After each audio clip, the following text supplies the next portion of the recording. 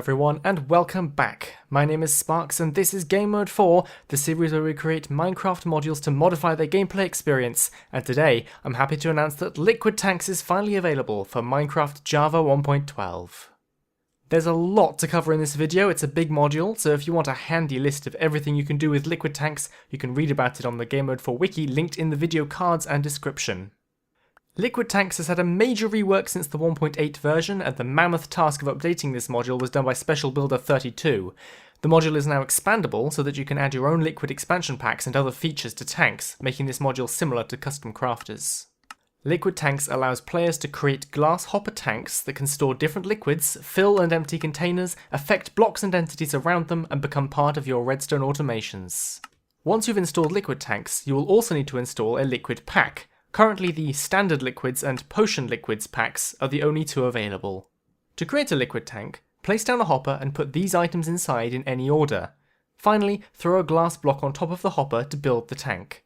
Breaking the tank will drop all the ingredients used to make it, so you can move the tank around, but be aware that any liquids inside a tank will be lost if the tank is destroyed.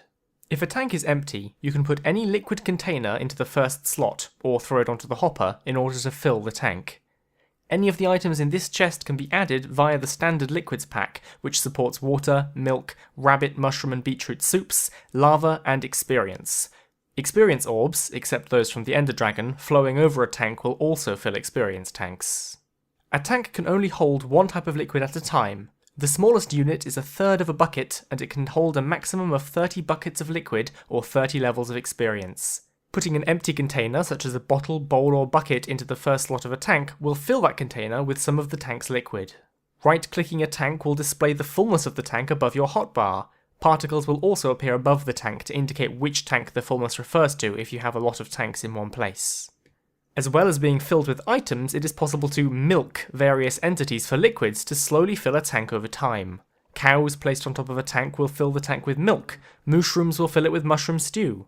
Players standing on top of an empty tank or an experience tank will empty their levels into the tank. You can then bottle that XP, or stand underneath the tank to get it back. Water and lava tanks also have a utility function. Lava tanks will power furnaces containing smeltable items placed next to them. You can link the tank to a furnace by right-clicking it. Water tanks will top up empty cauldrons placed next to them, and like lava tanks, can be linked to the cauldron by right-clicking the tank. This can be used to automate sour cauldrons, for example. Additionally, as part of the Potion Liquids pack, witches on top of a tank will fill it with one of 4 potions, and shulkers, if you can get one onto a tank, will fill it with Levitation Potion, a potion not usually available in the game. Players and entities underneath tanks will receive effects too. Soup and stew tanks will fill 6 hunger points every second at a third of a bucket per second, making it a very efficient way to eat soups, especially beetroot, which usually only gives you 1 hunger haunch back per bowl.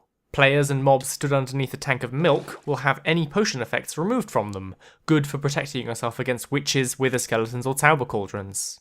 Players and mobs standing under a potion tank will receive an effect as if they had drunk 1 bottle of that potion. The duration is 15 seconds longer than a non-extended version of that potion.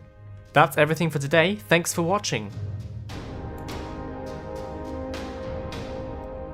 For a recap of this video and a full list of every item that can be used within liquid tanks and the amount of liquid they're worth, take a look at the Gamemode 4 wiki page. A huge thanks again to Special Builder 32, who was asked to help update liquid tanks and ended up doing almost all of it by himself.